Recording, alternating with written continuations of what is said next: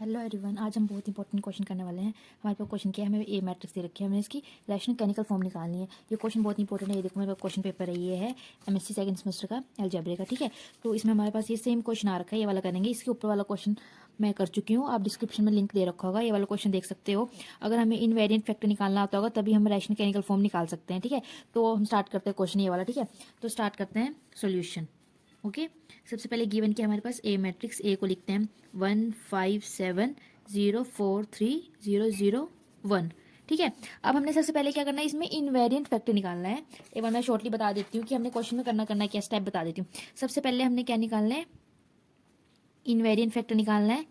हमारे जो invariant factor आएंगे हमारे पास, उसके उसके उससे हमने जो हमारे पास उसको रैशनल केमिकल फॉर्म को हमने कैम्पेनियन फॉर्म में लिखना है, ठीक है, कैम्पेनियन मैट्रिक्स फॉर्म में। तो जो हमारा इसमें हम इनवेरिएंट फैक्टर में जब हम जो आंसर निकालते हैं, जो भी हमारा जो आंसर आया है उसको चेक करने के लिए भी सही आया है या गलत आया है, उसके लिए हम क्या करते थे, जो हमारे पास गिवन ए मैट्रिक्स है इसकी हम जो कैरेक्टरिस्टिक्स पॉलिनोमियल निकलेगी वही यहाँ पे आंसर आएगा। मतलब वो हमारा मतलब आंसर चेक करने के लिए हम इसको निकाल देते थे। तो हम सबसे पहले इसकी कैरेक्टरिस्टिक्स पॉलिनोमियल निकालेंगे, इसकी क्या आएगी। तो ये क्या है हमारे पास 3x3 की मैट्रिक्स है हमारे पास। ओके, तो इसके लिए हमें पता है कि हम सीधा फॉर्मूला लगा सकते हैं कैरेक्टरिस्टिक्स पॉलिनोमियल का। क्या होता है,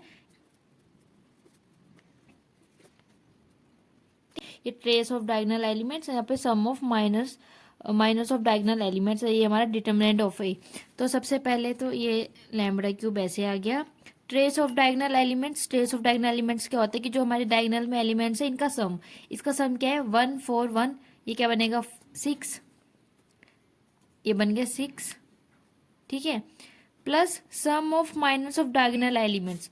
तो मैं यहाँ पे निकाल देती हूँ, हमारे पास सम ऑफ डायगोनल एलिमेंट्स क्या होता है, जैसे ये फर्स्ट है, इसको फर्स्ट को पूरे कैसे छुपा देंगे तो ये क्या बनेगा 4 3 0 1 की मैट्रिक्स बनेगी, प्लस ये वाला आएगा डायगोनल में। इन तीनों के माइनस का हमने सम निकालना है, तो ये वाली और ये वाली छुपाएंगे तो क्या बनेगा 1 7 0 1। ओके, और थर्ड वाले को इसको और इसको छुपा देंगे, ये बनेगा 1 5 0 4, ठीक है।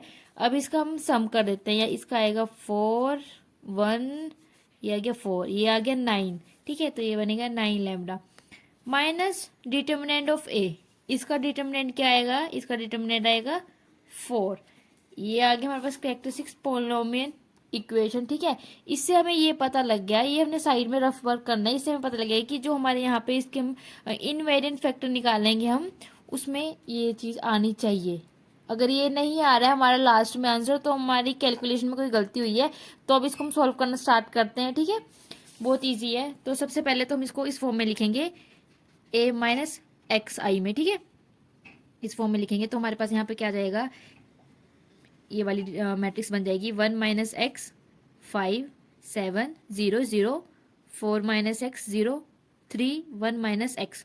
ओके, अब हम क्या करते हैं हम इसमें से जो कॉलम सेकंड थर्ड है, इसमें से कॉलम सेकंड माइनस करते हैं, ठीक है। तो हमारे पास क्या बनता है column third minus column second, we get 1 minus x. First column as it is, second column भी as it is, third column में 7 माइनस 5 2 3 माइनस 4 माइनस एक्स, ये क्या बन जाएगा x माइनस 1, और इसमें से 0 माइनस करेंगे तो 1 माइनस एक्स ही आएगा, ठीक है। अब इसके बाद क्या करते हैं हम, अगर हम इन दोनों रो को प्लस कर दे तो यहाँ पे 0 बन रहा है, तो यहाँ पे हम क्या करेंगे कि रो सेकंड में रो थर्ड ऐड कर देंगे।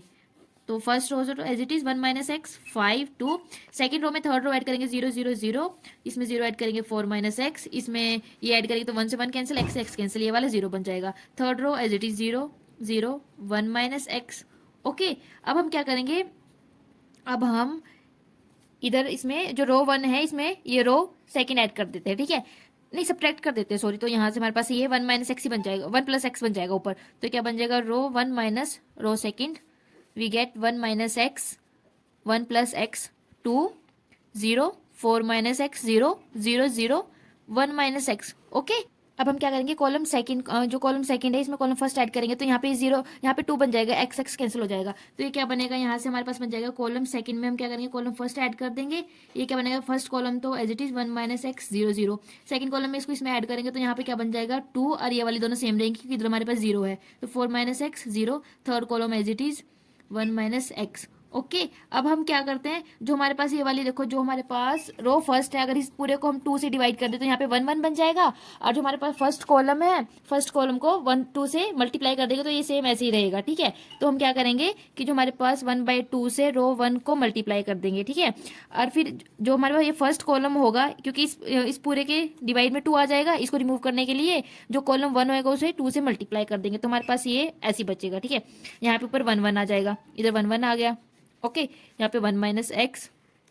ठीक है, अब हम क्या करते हैं, ये हमारे पास बन गया। अब हमें यहाँ पे 1 बचा है, अगर हम इस पूरे टर्म में से इसको 1 - x से मल्टीप्लाई करें और इससे सब्ट्रैक्ट कर दे तो यहाँ पे टर्म 0 बन जाएगी, यहाँ पे 0 बन जाएगी। तो हम क्या करेंगे, कॉलम 1 में चेंजेस करेंगे, कॉलम 1 माइनस 1 माइनस नहीं सॉरी कॉलम थर्ड कर देते हैं, क्योंकि फिर यहाँ पे ये चीज़ यहाँ पे ऐड हो जाएगी तो 1 - x ही होएगा, तो इधर यहाँ पे हमारे पास स्क्वायर बन जाएगा। ठीक है, तो स्क्वायर प्रेफर करेंगे। ठीक है, ये ऐसे स्क्वायर बन गया, ये ऐसी रही हमारे पास सेकंड और थर्ड कॉलम, इसमें कोई चेंजेस नहीं किया हमने।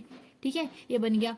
और अब हम क्या करते हैं, कॉलम सेकंड, अब हम यहाँ पे 1 1 है तो इसमें से अगर इसको सब्ट्रैक्ट करते हैं तो यहाँ पे 0 बन जाएगा ऊपर, तो जो column second minus column third.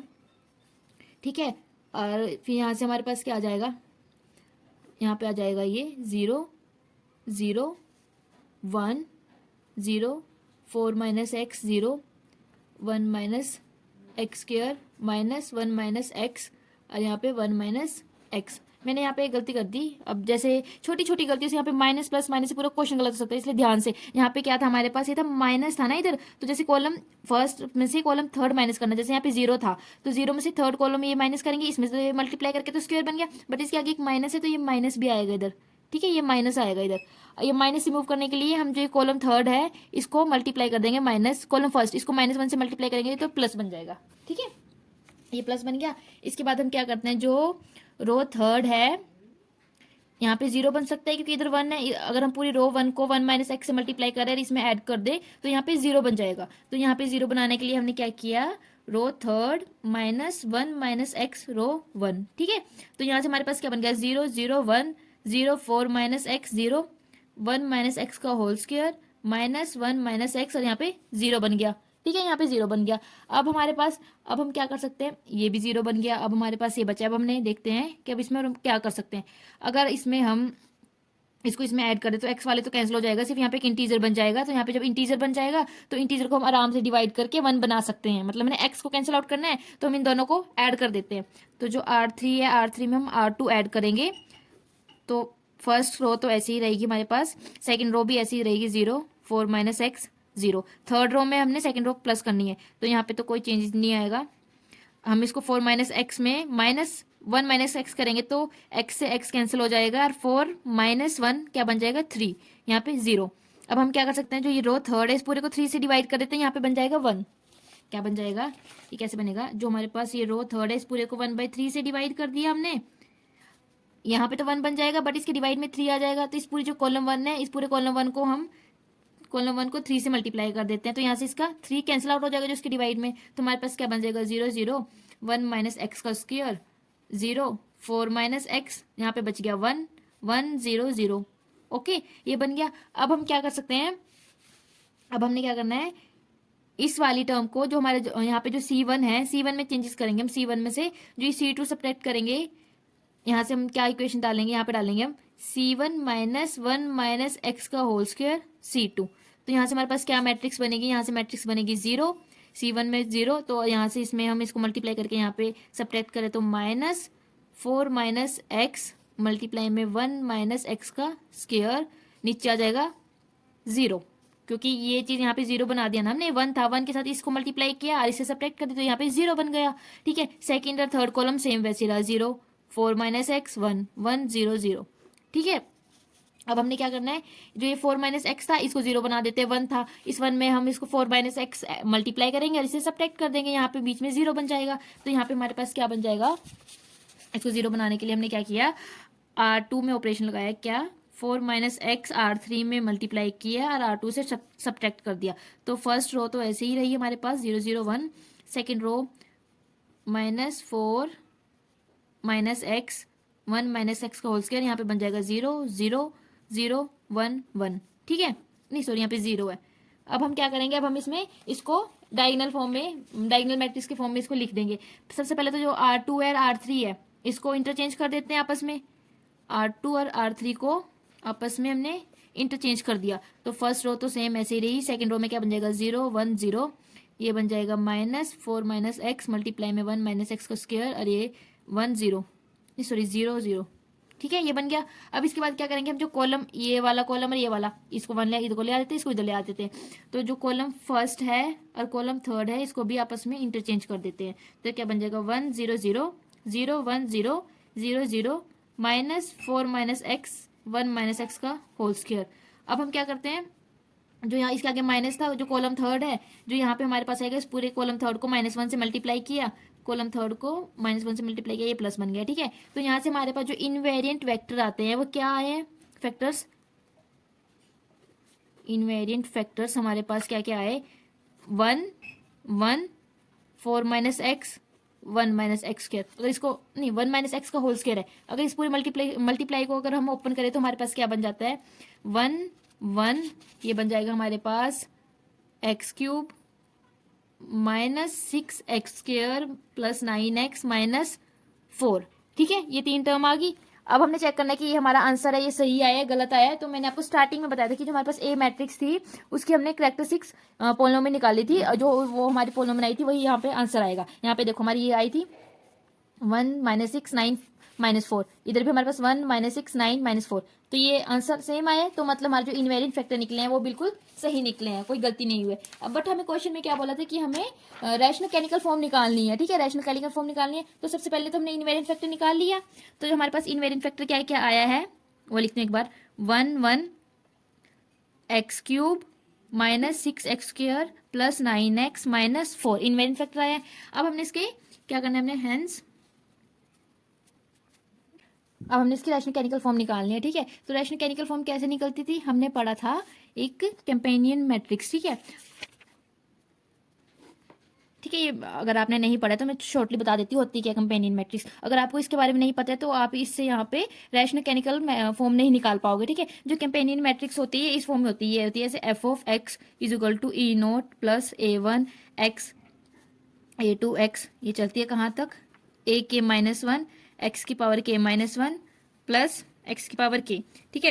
ये हमें f(x) दे रखा है, तो यहाँ से इसकी जो फॉर्म बनती है, यहाँ पे हमारे पास k क्रॉस k की मैट्रिक्स है, तो यहाँ से जो मैट्रिक्स बनती है वो कैसे बनती है, फर्स्ट वाली रो तो ऐसे 0 0 0 0 तक, और यहाँ पे लास्ट में चलता है -A0, यहाँ पे -A1 -A2, ये A0 क्या, ये A0 A1, ये A2, ठीक है। ये कहाँ तक चलेगा, ये -ak -1 तक चलेगा। और इधर क्या आएगा, इधर यहाँ पे हमारे पास आइडेंटिटी मैट्रिक्स बनेगी, यहाँ पे जैसे 1 1 1, ए डायगोनल में 1 1 और बाकी जगह 0 0 0 0 0 0 ऐसे, ठीक है, ऐसे बनती है ये, ठीक है। हमने इस फॉर्म में इसको लिखना है, वही हमारे पास केमिकल रैशनल फॉर्म बनती है। तो इसको हम लिखते हैं, सबसे पहले तो देखो यहाँ पे हमारे पास 0 0 होता है, इसे ये k क्रॉस k की मैट्रिक्स थी, बट यहाँ पे हमारे पास ऊपर क्या है 3 क्रॉस 3 क्रॉस की मैट्रिक्स है, तो यहाँ पे तो हमारे पास ये A0 A1 A2 आएगा, और यहाँ पे हमारे पास बनेगा ये ऐसे, ठीक है। तो यहाँ पे A0 हमारे पास क्या है, A0 यहाँ पे हमारे पास -4, तो -4 A0 हमारे पास यहाँ पे -4, तो -4 और माइनस फिर बन जाएगा हमारे पास +4, ठीक है, +4। उसके बाद क्या -A1, A1 हमारे पास क्या है 9, तो यहाँ बनेगा -9, और फिर -A2 हमारे पास क्या है -6 है, और माइनस होता है तो माइनस माइनस यहाँ पे प्लस हो जाएगा। तो ये आ गया हमारा फाइनल आंसर। मतलब बहुत इजी क्वेश्चन था, कुछ नहीं है, बस हमें सबसे पहले इनवेरिएंट फैक्टर निकालना आना चाहिए। इनवेरिएंट फैक्टर निकालना, उसके बाद हमने इसको कैरेक्टरिस्टिक्स इक्वेशन निकालने के बाद चेक करना है कि हमारा आंसर सही है गलत है, वो अपनी खुद के लिए चेक करने के लिए, वो आपको प्रूफ में लिखने की जरूरत नहीं है। उसके बाद हमें सिर्फ इसको इस फॉर्म में लिखना है, ठीक है। आपको मेरे चैनल में सारे इंपॉर्टेंट क्वेश्चन मिलेंगे जो पेपर के पॉइंट ऑफ व्यू से इंपॉर्टेंट है, तो चैनल को सब्सक्राइब करना ना भूलें, लाइक करना ना भूलें वीडियो को। नेक्स्ट वीडियो मिलते हैं इंपॉर्टेंट क्वेश्चन के साथ। Thank you for watching, bye bye.